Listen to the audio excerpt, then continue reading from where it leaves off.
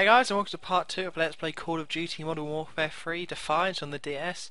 In the last part we started the game by doing the first mission. That was pretty much a tutorial mission. Around the bend. Alpha should be assaulting from up ahead. That got Ivan's attention, so let's use that to our advantage. Keep this quiet and watch your arse. I'm British, so I say arse, and I talk like this the whole time. Yeah, we're not actually playing as even though we're pretty much in the same environment, we are now playing as British people, which is nice because I'm British and I can relate to that. I can relate to that kind of stuff. So, and straight away we're actually assaulting people. Unlike the last mission, it was all tutorial. But yeah, these guys right here, these are the Alpha squad that we were playing as before, and you probably noticed that there was some guy who just ran, who kept going left. Yeah, I'm assuming that's the guy you played as in the last mission. Because, yeah, because you just don't see him anymore. Or you just don't see him at all. So now we have to... There's no messing around in this mission, it's all action oriented. Like, it's just boom boom boom, let's do it. Let's shoot our guns, let's get it done. So, yeah, there's that guy. Again... So, with this game, it's definitely an interesting one, because I actually think the graphics are really good. Of course, that's relative to the DS, but seeing how DS was like underpowered, especially when you compared it to the PSP, I think they did a really good job. It's a really nice looking game, and it's surprising just how well they could recreate the original on this console. Of course, it's a completely different game, and they did the smart thing of not trying to take the original and then make a game like a DS version of that, because that's always going to look horrific. They instead made a new version or a different game with their own design levels, so actually that's pretty decent. But one problem I would say about this game is the music. You can probably hear it in the background now, and they were like, okay, let's just put in some generic metal and just get some generic metal band to play a couple of riffs, and we'll just put that in the game. It comes in at random points as well, which is a bit off-putting, but I guess it doesn't really matter. It just like, I didn't play it with sound at first, but then I turned on the sound and was like, what's this? Dun, dun, dun, dun, dun. Oh, okay, I guess we're in the army and they're playing some metal because we're army guys doing some killing, and that's a very metal thing to do, I guess. So for this mission I've actually picked up a different gun, which is crazy. You're going to want to pick up a different gun on the floor, because the first mission was a stealth mission, so you kind of had to sneak around and you didn't want to get anything else, just... You know, you didn't want to get any other weapons in case you gave away your cover, but here you can just pick up whatever weapons you found on the floor. And I picked up this little machine gun there, but I still would recommend keeping the sniper just because it's so good at taking enemies out in the distance. You can see this bit here, I am taking out enemies from a distance. You just can't do it with a machine gun. I guess that's true for any first-person shooting game, but it's especially true here. And I don't feel like I need to mention it, but you change weapon by just hitting the touch screen on the weapon you want. Because at first I was a bit confused about how to use grenades. I thought, where's the grenade button? Because of course on the 360 and PS3 there's a button you press and you throw a grenade. But on this one you do actually have to you tap the grenade and then you get your grenade out and then you just throw it like a normal weapon. So. Okay, thank you, British man. Yeah, again, of course their voice actors aren't any better than the other guys. So for this whole bit, it says protect Alpha, but it's one of those objectives in games where it's like, oh, you need to protect these guys, but it doesn't matter if you just don't do anything for ages. I believe that's the case anyway. I mean, this is just me playing through the game, and they didn't die or nothing happened to them. So I believe you can take as long as you want, so don't feel like you're rushed during this section that you have to keep running and to make sure Alpha's okay. Alpha's gonna be okay. Alpha can sort themselves out, so that's quite nice. And another nice little touch that this game has is, get it? Touch? Another little touch, because it's the DS and there's a touch screen and... No? Oh well. But yeah, the colour of the gun is pretty much how much ammo you have. So because my sniper gun, can't remember the name, is red, I'm not using it until I can get some ammo. And I really should have picked up the AK then. The AK is a great gun. But no, apparently I decided I didn't want the AK. Who knew? Locate the origin of the enemy. What are they talking about? That's crazy, guys. Because see, look how this is quite a big area and environment for a DS game anyway. Although I think why a lot of people don't like this game is because it's a DS first-person shooter.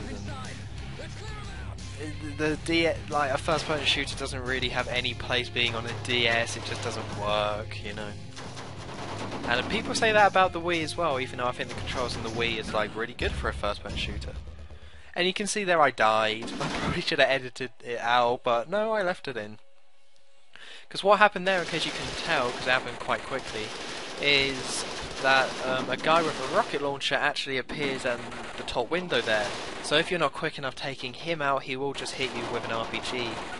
And even though I'm playing on normal, the RPG still it kills in one. So that's one thing you're going to want to do very quickly, is make sure you take that guy out. But of course I didn't know he was there when I was first playing, so I was just shooting at whoever, then boom! RPG to the face. Or rocket to the face, I should say, I guess.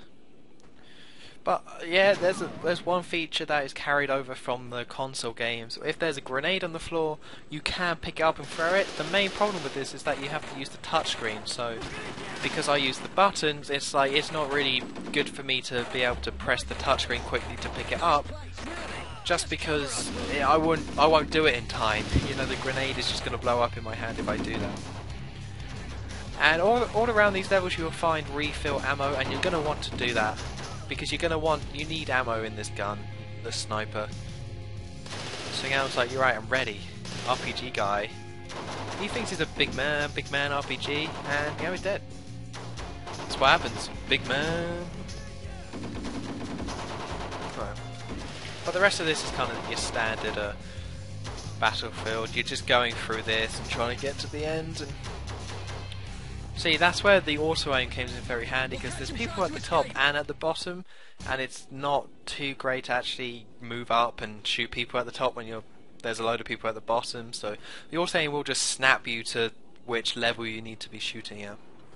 And don't forget to duck, or to crouch anyway. You can't lie down in this game, which is kind of annoying, but again, it's not too useful lying down.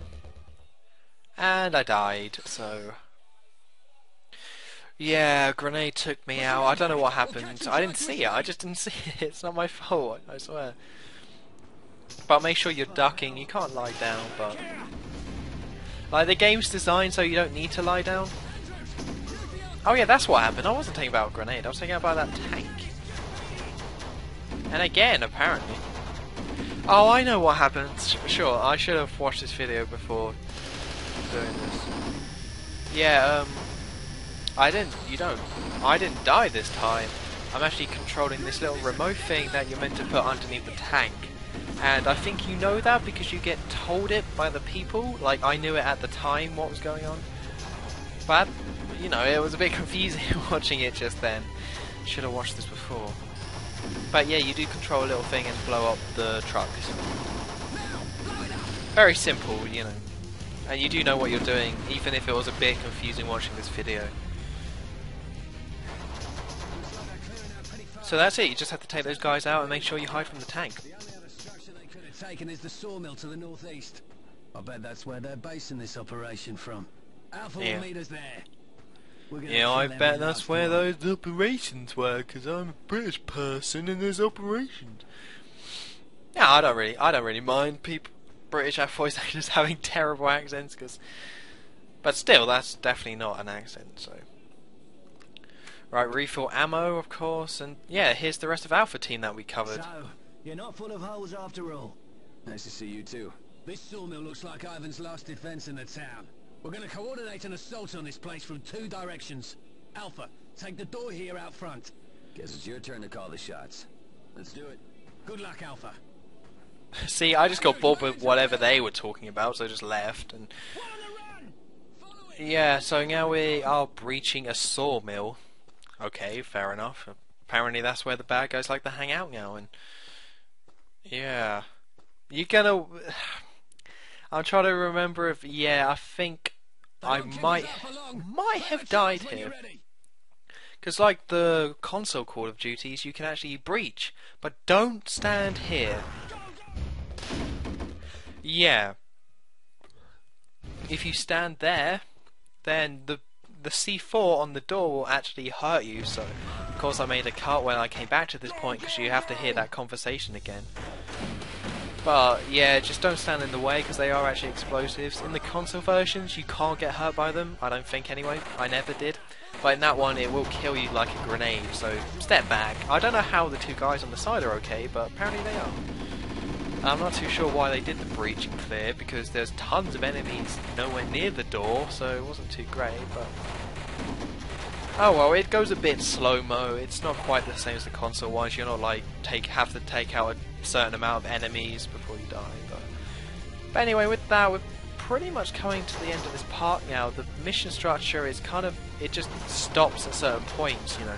It doesn't feel like it's the end of the mission, but it pretty much is. So we meet up with Alpha Team, and I will see you in the next part, guys. So I've been Honest23, and don't forget to like and subscribe, and see you next time. Thanks for the assistance. Ivan just stirred up a whole lot of trouble here. Word is that this isn't the only place they're attacking. Looks like a full-scale invasion. Let's hope you're wrong.